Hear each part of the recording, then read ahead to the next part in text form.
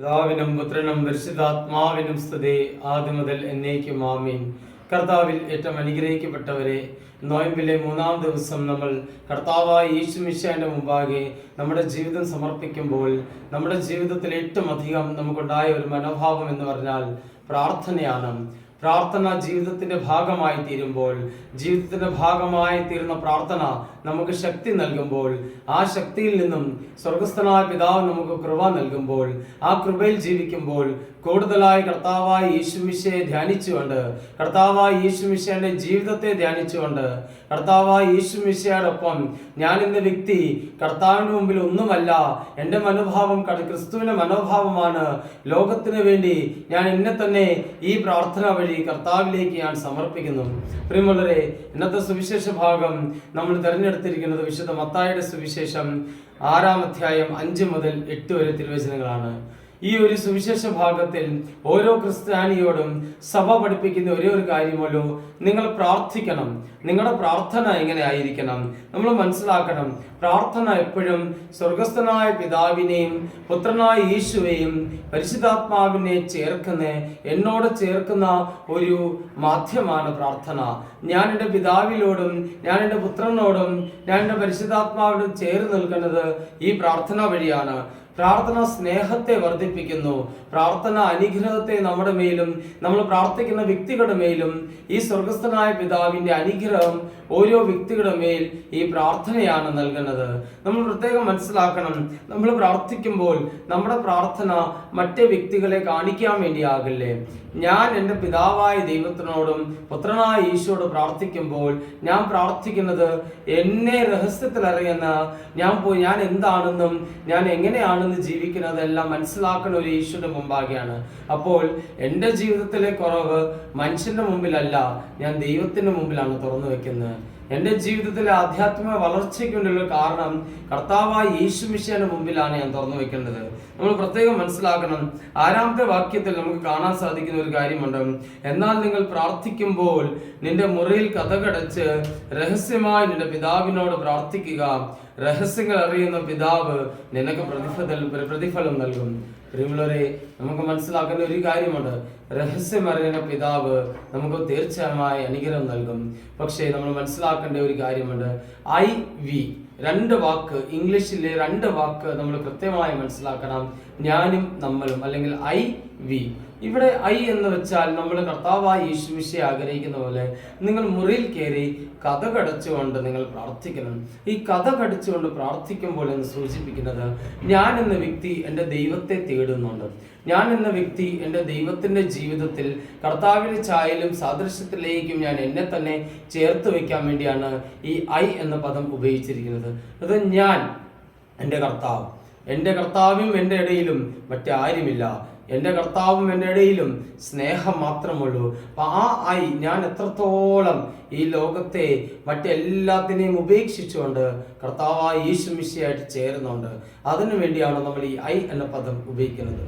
2-ാമത്തെ പദം V എന്തിനാണ് ഉപയോഗിക്കുന്നത്? നമ്മളെല്ലാം കർത്താവായ യേശുവിൻ്റെ മക്കളാണ്, നമ്മളെല്ലാവരും ഒന്നാണ്. ഇപ്പോൾ ഒരുമിച്ച് നിന്നുകൊണ്ട് ഒരു സമൂഹ പ്രാർത്ഥനയിൽ നമ്മൾ ഒരുമിച്ച് പങ്കുചേരുമ്പോൾ ഒരു ജനത്തിന്റെ പൂർണ്ണമായ നിലവിളിയും പ്രാർത്ഥനയും സ്വർഗസ്ഥനായ പിതാവിന്റെ സന്നിധിയിൽ എത്തുമ്പോൾ സ്വർഗസ്ഥനായ പിതാവ് അവിടുന്ന് മക്കൾക്ക് വേണ്ടി പൊതുവെ എല്ലാവർക്കും വേണ്ടി അനുഗ്രഹം നൽകുമ്പോൾ നമ്മൾ ഒരുമിച്ച് ആധ്യാത്മികമായ ജീവിതത്തിൽ വളരണം. അപ്പോൾ പ്രാർത്ഥന വഴി 2 കാര്യം നടക്കണം. ഒന്നാമത്തെ കാര്യം, ഞാൻ എന്ന വ്യക്തി ആധ്യാത്മികമായി വളരണം. 2-ാമത്തത്, നമ്മൾ എല്ലാവരും കൂടി ഒരുമിച്ച് വളരണം. നമ്മുടെ ഈ വളർച്ചയാണ് ക്രിസ്തീയ ജീവിതത്തിലെ ഏറ്റവും വലിയ ബലം. ഈ വളർച്ചയാണ് ക്രിസ്തീയ ജീവിതത്തിലെ ഏറ്റവും വലിയ വിശ്വാസം. ഈ വളർച്ചയാണ് കർത്താവായ യേശുമിശിഹായിലേക്കും സഭയിലെ ഓരോ കൂദാശകൾക്ക് അർത്ഥം നൽകുന്നത്. ഈ വളർച്ചയാണ് ഓരോ വിശ്വാസിയും വിശുദ്ധ കുർബാന സ്വീകരിച്ചുകൊണ്ട് ഈ കുർബാന ജീവിതത്തിന്റെ ഭാഗമായി തീരുമ്പോൾ ഇനിമേൽ ഞാൻ കർത്താവിന്റെ ഛായയിലും കർത്താവിന്റെ സാദൃശ്യത്തിൽ ജീവിച്ചുകൊണ്ട് എല്ലാ പാപമാലിന്യങ്ങളും ഇല്ലാതാക്കിക്കൊണ്ട് എനിക്ക് എൻ്റെ കർത്താവിനോടൊപ്പം പ്രാർത്ഥിച്ച് കർത്താവിന്റെ അതേ ദൈവികമായ മനോഭാവം ഞാൻ എൻ്റെ ഉള്ളിൽ സ്വീകരിച്ചുകൊണ്ട് ഞാൻ കർത്താവിനെ ആരാധിക്കുമ്പോൾ എൻ്റെ ജീവിതം, ഞാൻ പ്രാർത്ഥിച്ച വ്യക്തികളുടെ ജീവിതം എല്ലാം അനുഗ്രഹമായി തീരാൻ നമ്മൾ പ്രാർത്ഥിക്കുകയാണ് ചെയ്യുന്നത്. പ്രിയമുള്ളവരെ, നമ്മൾ കൃത്യമായി മനസ്സിലാകണം. 7-ാം വാക്യം നമ്മൾ ഓർമ്മപ്പെടുത്തുന്നുണ്ട്.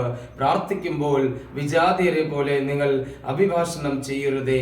അതിഭാഷണം വഴി നിങ്ങളുടെ പ്രാർത്ഥന കേൾക്കുമെന്ന് അവർ കരുതുന്നു. നിങ്ങൾ അവരെ പോലെ ആകരുത്. അർത്ഥമായിട്ട് കർത്താവായ യേശു മിശിഹ നമുക്കൊരു താക്കീത് നൽകുന്നുണ്ട്. മറ്റ് വ്യക്തികളെ പോലെ നിങ്ങൾ ആകരുത്. നിങ്ങൾക്ക് പ്രാർത്ഥിക്കാൻ നിയോഗമുണ്ട്. നിങ്ങൾക്ക് നിങ്ങളുടെ ആധ്യാത്മികമായ ജീവിതത്തെ കുറിച്ച് ഒരു ഓർമ്മയുണ്ട്. നിന്റെ ആധ്യാത്മികമായ ജീവിതം നിന്റെ കൈകളിലാണ്.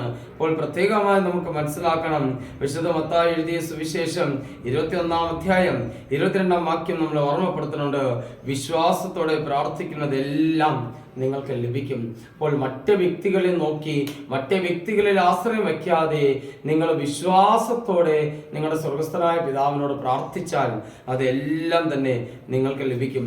പിതാവ് പൂർണ്ണ മനസ്സോടെ നിങ്ങൾക്ക് നൽകിക്കൊണ്ടിരിക്കുന്നുണ്ട്.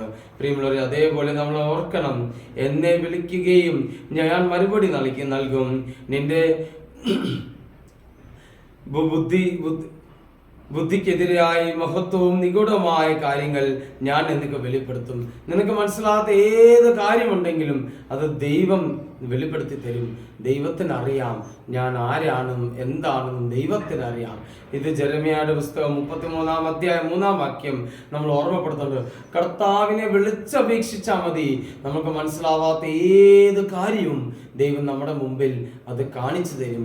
കാരണം നമ്മൾ മനസ്സിലാക്കണം പ്രിയമുള്ളവരെ, ദൈവത്തിന്റെ ശക്തി സ്വർഗത്തിൽ നിന്നും ഭൂമിയിലേക്ക് കടന്നു വരുമ്പോൾ, പ്രാർത്ഥിക്കുന്ന വ്യക്തിയുടെ ജീവിതത്തിൽ കടന്നു വരുമ്പോൾ അവന്റെ ജീവിതം ധന്യമാകുകയും അവന്റെ ജീവിതം അനുഗ്രഹപ്പെടുകയും ചെയ്യുന്നു. നമ്മൾ പ്രത്യേകമായി നമ്മൾ മനസ്സിലാക്കണം, കർത്താവായ യേശു മിശിഹായുടെ ജീവിതത്തോടാണ് നമ്മുടെ ജീവിതം നമ്മൾ ചേർത്ത് വെച്ചിരിക്കുന്നത്. പ്രത്യേകമായി അവസാനത്തെ ഭാഗം നമ്മൾക്ക് പ്രത്യേകമായി ധ്യാനിക്കണം. ഇത് ഏറ്റവും അത്യാവശ്യമുള്ള ഒരു വാക്യമാണ്. ഞാൻ ആഗ്രഹിക്കുന്ന ഏതൊരു കാര്യവും എൻ്റെ പിതാവ് നേരത്തെ അറിയുന്നുണ്ട്. നേരത്തെ അറിഞ്ഞ ആ പിതാവ് എനിക്ക് കൂടുതൽ അനുഗ്രഹവും കൂടുതൽ ശക്തിയും ദൈവം എനിക്ക് നൽകുന്നുണ്ട്. പ്രിയമുള്ളവരെ, വിശുദ്ധ യോഹന്നാൻ എഴുതിയ സുവിശേഷം 15-ാം അധ്യായം 7-ാം വാക്യം നമ്മളെ ഓർമ്മപ്പെടുത്തുന്നുണ്ട്. നിങ്ങൾ എന്നിൽ വസിക്കുകയും എൻ്റെ വാക്കുകൾ നിങ്ങൾ നിലയ്ക്കുകയും ചെയ്യുന്നെങ്കിൽ ഇഷ്ടമുള്ളത് ചോദിച്ചു കൊള്ളുക, നിങ്ങൾക്ക് ലഭിക്കും. നിങ്ങൾ കർത്താവായ യേശുവിന്റെ നാമത്തിൽ എന്ത് പ്രാർത്ഥനയിൽ ചോദിച്ചാലും അത് നിങ്ങളുടെ ഉള്ളിൽ ആ ദൈവത്തിന്റെ സ്നേഹം വസിക്കുകയും ദൈവം നിങ്ങളുടെ ഒപ്പം ഉണ്ടെങ്കിൽ നിങ്ങൾ ചോദിക്കുന്ന ഏത് കാര്യവും, എത്ര അസാധ്യമായ കാര്യമാണെങ്കിലും അത് ദൈവം നിങ്ങൾക്ക് നൽകും. എത്ര സങ്കടമായിക്കൊള്ളട്ടെ, എത്ര ദുഃഖമായിക്കൊള്ളട്ടെ, എത്ര ബുദ്ധിമുട്ടായിക്കൊള്ളട്ടെ, എത്ര വേദനയിൽ ജീവിക്കുന്നവരായിക്കൊള്ളട്ടെ, ദൈവത്തിന്റെ നാമത്തിൽ വിളിച്ചപേക്ഷിച്ചാൽ മാത്രം മതി. പ്രാർത്ഥിച്ചാൽ പ്രാർത്ഥന കേൾക്കുന്ന ദൈവമാണ് നമ്മുടെ കൂടെ ഉള്ളത്. ആ പ്രാർത്ഥനയിൽ, ആ കർത്താവായ യേശു മിശിഹായുടെ വിശ്വാസത്തിൽ, കർത്താവായ യേശു മിശിഹായുടെ ജീവിതത്തിൽ നമ്മുടെ ജീവിതം ചേർത്ത് വെച്ചുകൊണ്ട് നമുക്കും പ്രാർത്ഥിക്കാം. അത്ര നിങ്ങൾ ദൈവത്തിന് സ്തുതി. ഭൂമിയിൽ എല്ലാ വ്യക്തികളും സന്തോഷം സമാധാനം ഉണ്ടായിരിക്കട്ടെ. ദൈവത്തിനോട് നമുക്ക് ചേർന്ന് പ്രാർത്ഥിക്കാം. ദൈവത്തിന്റെ കൃപയിൽ നമുക്ക് ചേർന്ന് പ്രാർത്ഥിക്കാം. ദൈവം നമ്മളെ അനുഗ്രഹിക്കട്ടെ. പിതാവിനും പുത്രനും പരിശുദ്ധാത്മാവിനും സ്തുതി, ആദ്യം മുതൽ എന്നേക്കും ആമേൻ.